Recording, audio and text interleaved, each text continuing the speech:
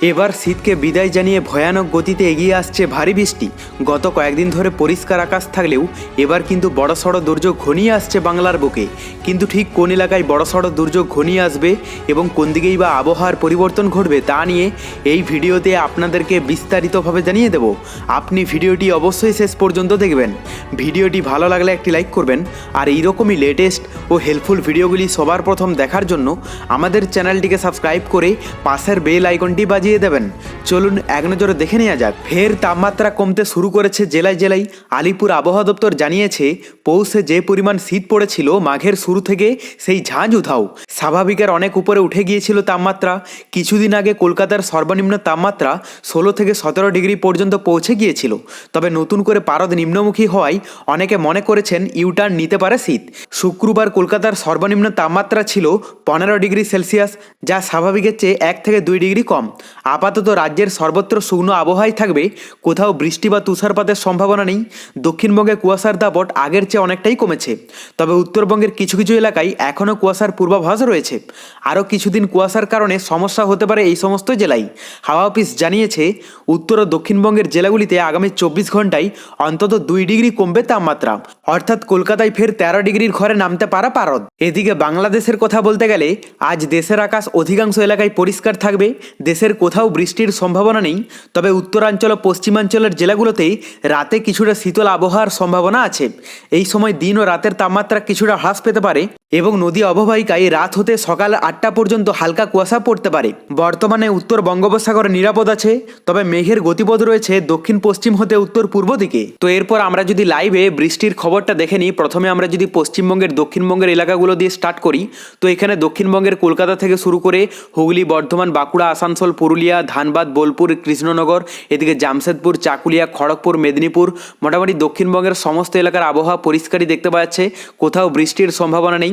পাশাপাশি উত্তরবঙ্গের যদি আপডেটটা দেখে নিই, এখানে দার্জিলিং, কালিম্পং, কার্শিয়ংয়ে হালকা বৃষ্টির সম্ভাবনা রয়েছে, পরিমাণে অনেকটাই কম। তবে বাদবাকি জলপাইগুড়ি, আলিপুরদুয়ার, কোচবিহারের আকাশ সম্পূর্ণই পরিষ্কার থাকবে। বাংলাদেশের মধ্যে সমুদ্র উপকূলবর্তী এলাকা এবং ভিতরের এলাকার মধ্যে কোথাও দুর্যোগপূর্ণ আবহাওয়া নেই, সম্পূর্ণ এলাকা পরিষ্কারই দেখতে পাওয়া যাচ্ছে। আমরা যদি দুপুরের দিকটা দেখে নিই, তো দুপুরের দিকের মধ্যে খুব একটা চেঞ্জেস নেই, সকালের মতোই একই থাকবে পশ্চিমবঙ্গ সহ বাংলাদেশের আবহাওয়া।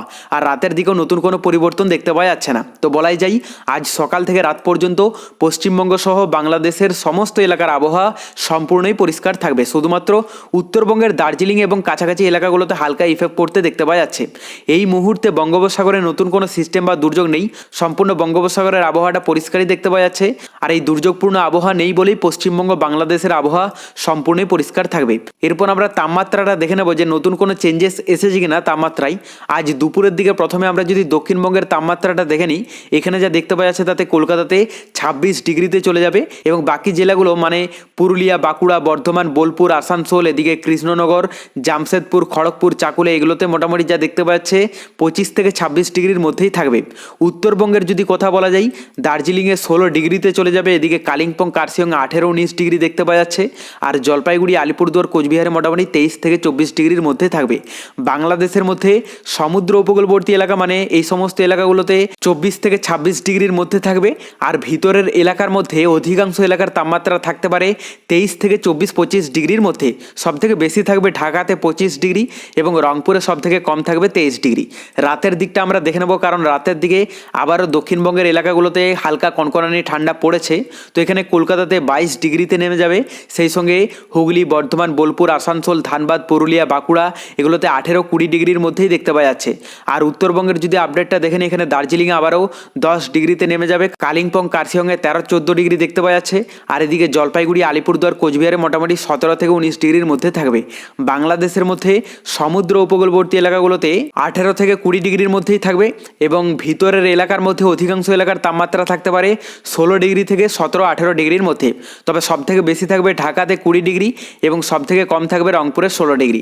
বাদবাকি এলাকাগুলো মানে এদিকে রাজশাহী, খুলনা, বরিশাল, বরগুনা, ময়মনসিংহ, সিলেট এগুলোতে মোটামুটি 16-17 ডিগ্রি দেখতে পাওয়া যাচ্ছে। তবে পরবর্তীতে বঙ্গোপসাগরে নতুন কোনো দুর্যোগের আভাস পেলে আমরা আপনাদেরকে লাইভে জানিয়ে দেব। তার জন্য চ্যানেলটিকে সাবস্ক্রাইব করে রাখতে ভুলবেন না।